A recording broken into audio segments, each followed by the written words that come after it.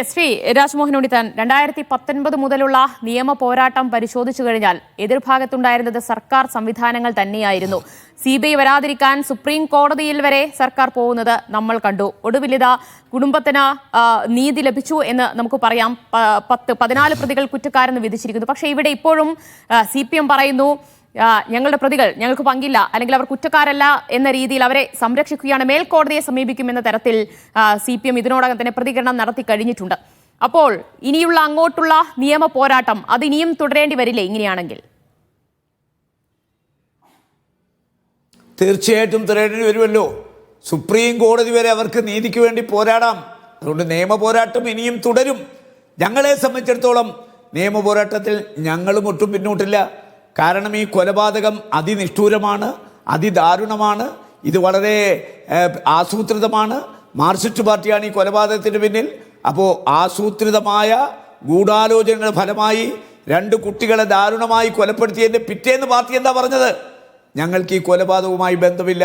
ഞാൻ ചോദിക്കട്ടെ, കേരളത്തിൽ നടന്നിട്ടുള്ള ഏത് കൊലപാതകമാണ് ഞങ്ങളാണ് ചെയ്തത് എന്ന് ഈ പാർട്ടി പറഞ്ഞത്? സാധാരണ തീവ്രവാദികളൊക്കെ ഒരു സ്ഫോടനം നടത്തിയാൽ അവർ പറയും ഞങ്ങളാ ചെയ്ത്, അതിൻ്റെ പിതൃത്വം ഏറ്റെടുക്കും. നട്ടലില്ലാത്ത ഒരു പാർട്ടി ആയതുകൊണ്ടല്ലേ ഏതെങ്കിലും ഒരു കൊലപാതകത്തിൻ്റെ പിതൃത്വം ഏറ്റെടുത്തോ? കാസർഗോഡ് മുസ്തഫയുടെ കൊലക്കേസ്, അല്ലെങ്കിൽ പിന്നെ കല്യോട്ടെ ഈ 2 കേസുകൾ, അല്ലെങ്കിൽ ഷുഹൈബിൻ്റെ കേസ്, അല്ലെങ്കിൽ അരിയൽ ഷുക്കൂറിൻ്റെ കേസ്, അല്ലെങ്കിൽ TP ചന്ദ്രശേഖരൻ്റെ കേസ്, അല്ലെങ്കിൽ മനോജിൻ്റെ വധം, ഏതെങ്കിലും ഒരു കൊലപാതകം നടത്തിയിട്ട് ഇത് ഞങ്ങളാണ് ചെയ്തതെന്ന് പറയാനുള്ള ആർജവം, തൻ്റെ ഇടം ഈ പാർട്ടിക്കുണ്ടായോ? കൊലപാതകം നടക്കുന്നതിൻ്റെ പിറ്റേ ദിവസം പറയും ഞങ്ങളല്ല, ഞങ്ങളുടെ പാർട്ടിക്ക് ബന്ധമില്ല, ഇത് ഞങ്ങൾ എന്തെങ്കിലും ബന്ധമുണ്ടെങ്കിൽ അവരെ പുറത്താക്കും. പിന്നെന്തിനാണ് ഈ സകല കൊലക്കേസിലെയും പ്രതികളെ രക്ഷിക്കാൻ പിന്നെ വക്കീലന്മാർ വെച്ചു കൊടുത്തത്, കോടികൾ ചെലവാക്കിയത്? സകല കേസുകളിൽ നിന്ന് വിഭിന്നമായി വ്യത്യസ്തമായി കല്യോട്ട കേസിനൊരു പ്രത്യേകതയുണ്ട്. 3 പ്രാവശ്യം അന്വേഷണ ഏജൻസികളെ മാറ്റി ഈ ഗവൺമെൻറ്. അത് കഴിഞ്ഞ് ക്രൈംബ്രാഞ്ചിന് വിട്ടു. ക്രൈംബ്രാഞ്ചാണ് കുറ്റപത്രം തയ്യാറാക്കിയത്. ആ കുറ്റപത്രത്തിൽ KV കുഞ്ഞിരാമനുണ്ടോ? ആ കുറ്റപത്രത്തിൽ മണികണ്ഠനുണ്ടോ? ആ കുറ്റപത്രത്തിൽ ഭാസ്കരനുണ്ടോ? രാഘവൻ വെളുത്തോളി ഉണ്ടോ? അപ്പോൾ ആദ്യത്തെ കുറ്റപത്രം ഗവൺമെൻറ് പാർട്ടിയുടെ ഉന്നതന്മാരെ ഒഴിവാക്കിയല്ലേ കൊടുത്തത്. അപ്പം നീതി കിട്ടത്തില്ലെന്ന് കണ്ടപ്പോൾ കുടുംബമാണ് പിന്നെ CBI അന്വേഷണം ആവശ്യപ്പെട്ടത്. ഈ കുറ്റപത്രം സമർപ്പിച്ച് സിംഗിൾ ബെഞ്ചിൽ വിചാരണയ്ക്ക് വന്നപ്പോൾ CBI അന്വേഷണം ആവശ്യപ്പെട്ട് കുടുംബം കൊടുത്ത ഹർജി പരിഗണിക്കുമ്പോൾ സിംഗിൾ ബെഞ്ചിൻ്റെ വിധി വന്നു. എന്താണ് ആ വിധി? ചരിത്ര പ്രസിദ്ധമാണ് ആ വിധി. പ്രതികളുടെ മൊഴികൾ വേദവാക്യമായി സ്വീകരിച്ചാണ് കുറ്റപത്രം തയ്യാറാക്കിയത്. ഈ കുറ്റപത്രം വിചാരണയ്ക്കെടുത്താൽ പ്രതികൾ രക്ഷപ്പെടും, ശിക്ഷിക്കപ്പെടില്ല. കുറ്റപത്രം റദ്ദു ചെയ്തു, കേസ് CBIക്ക് വിട്ടു.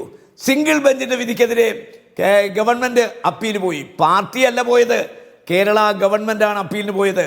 ഡിവിഷൻ ബെഞ്ച് സിംഗിൾ ബെഞ്ചിൻ്റെ വിധി അപ്രൂവ് ചെയ്തു, കേസ് CBIക്ക് വിട്ടു. സുപ്രീം കോടതി പോയി. പാർട്ടിയല്ല പോയത്, ഗവൺമെൻറ്റാണ് പോയത്. അതിന് എത്ര കോടി രൂപ ചെലവായി? അന്ന് പ്രതിപക്ഷ നേതാവായിരുന്ന രമേശ് ചെന്നിത്തല ജനാധിപത്യത്തിൻ്റെ ശ്രീകോവിലായ നിയമസഭയ്ക്കകത്ത് മുഖ്യമന്ത്രിയുടെ മുഖത്ത് നോക്കി ചോദിച്ചു, നിങ്ങൾ ഒരു കേസിലെ പ്രതികളെ രക്ഷിക്കാൻ എത്ര കോടി ചെലവാക്കി? അദ്ദേഹം ആ കണക്ക് പറഞ്ഞു. ഇനിയും ഞങ്ങൾ ആ പ്രതികളെ രക്ഷപ്പെടുത്താൻ കോടികൾ ചെലവാക്കേണ്ടി വന്നാൽ ചെലവാക്കും എന്ന് മുഖ്യമന്ത്രി സഭയ്ക്കകത്ത് പറഞ്ഞു. എന്താണ് മുഖ്യമന്ത്രിക്ക് ഈ കേസിനോട് താല്പര്യം? എന്താണ് താല്പര്യം? പാർട്ടി കൊലക്കേസിലെ പ്രതികളെ രക്ഷിക്കാൻ പോകുന്നത് സ്വാഭാവികം, നമുക്ക് മനസ്സിലാക്കാം. ഒരു സംസ്ഥാന ഗവൺമെൻറ് കൊലക്കേസുകളെ പ്രതികളെ രക്ഷിക്കാൻ ഖജനാവിൽ നിന്ന് കോടികൾ മുടക്കി ഈ കേസ് CBIക്ക് പോകാതിരിക്കാൻ താല്പര്യമെടുത്തപ്പോൾ നമുക്കറിയാം ഉന്നതന്മാർക്ക് ഇതുമായി ബന്ധമുണ്ട്, ഉന്നതന്മാർ കുടുങ്ങും. അവരെ രക്ഷിക്കാനാണ് അവസാനത്തെ ആയുധം വരെ ഗവൺമെൻറ് എടുത്തത്. എന്നിട്ടും ഗവൺമെൻറ് പരാജയപ്പെട്ടു. ഇപ്പോൾ കേസ് CBI അന്വേഷിച്ച വഴിയാണ് ആ കുടുംബത്തിന് നീതി കിട്ടിയിരിക്കുന്നത്. 14 പ്രതികൾ ശിക്ഷിക്കപ്പെട്ടല്ലോ. അതിലൊരു ബ്ലോക്ക് പഞ്ചായത്ത് പ്രസിഡന്റില്ലേ, അതിൽ ജില്ലാ സെക്രട്ടേറിയറ്റ് അംഗവും ഒരു മുൻ MLA ഇല്ലേ? ബ്രാഞ്ച് കമ്മിറ്റി മുതൽ ജില്ലാ കമ്മിറ്റിയുടെ ഉന്നതന്മാർ കുടുങ്ങിയിട്ടും ഇനി എന്തെങ്കിലും ഉളുപ്പുണ്ടെങ്കിൽ പറയൂ, ഞങ്ങളല്ല ഈ കൊല നടത്തിയെന്ന്. അവരപ്പീലുമായി പോകും, ഞങ്ങൾക്കറിയാം. അതിനെ നേരിടാൻ ഞങ്ങൾ ഏതറ്റം വരെയും പോകും. കാരണം ആ കുടുംബത്തിന് നീതി കിട്ടണം. ഇത് ലോകം മൊത്തം ശ്രദ്ധിച്ചൊരു കേസാണ്. രാഹുൽ ഗാന്ധി വരെ കല്യോട്ട് വന്ന ഒരു കേസാണിത്. അതുകൊണ്ട് ഈ കേസിൽ വെറുതെ വിടപ്പെട്ട ആ 10 പ്രതികളെ കൂടി ശിക്ഷിപ്പിക്കാൻ ആവശ്യമായ, മാത്രമല്ല മറ്റു ചില ആളുകൾ കൂടി ഈ കേസിലുണ്ടെന്ന് ഞങ്ങൾക്കറിയാം. അവരെ കൂടി ഇതിൽ ഉൾപ്പെടുത്താൻ ഒരു പുനരന്വേഷണം വേണ്ടി വന്നാൽ അതിനെക്കുറിച്ച് ഞങ്ങൾ നിയമവശം പഠിച്ച് ഞങ്ങൾ ആലോചിച്ച് കുടുംബവുമായും പാർട്ടിയുമായും ആലോചിച്ച് വേണ്ട തീരുമാനമെടുക്കും.